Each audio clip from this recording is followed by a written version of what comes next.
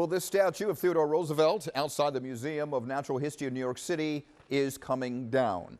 The statue has drawn protests over the years, which have only intensified in recent weeks. It shows our 26th president on horseback with a Native American man and an African man standing next to him.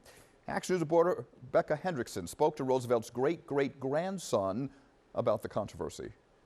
Theodore Roosevelt's namesake can be found all over the city in places like this school in East Mount Airy and, of course, the Roosevelt Boulevard. His great-great-grandson, who lives in Philadelphia, says there are so many memorials that represent his legacy well, and he doesn't think that statue is one of them. If you look at it now, I think it gives the wrong message. Kermit Roosevelt III is a professor at Penn Law. He thinks the statue conveys a racist message. I think the problem is you've got one white man on a horse and then a Native person and an African person walking along behind, below, in this subordinate posture. The statue has stood at the entrance to the American Museum of Natural History in New York since 1940. Sunday, the city announced it's coming down, calling it, quote, problematic.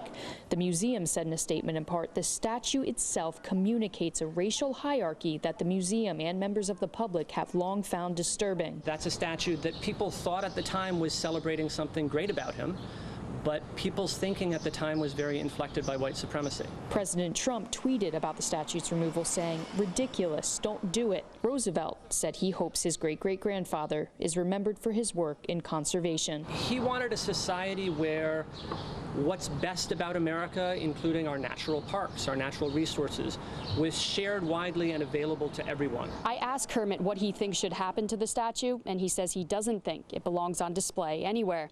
In East Mount Airy, Becca Hendrickson, Channel 6 Action News.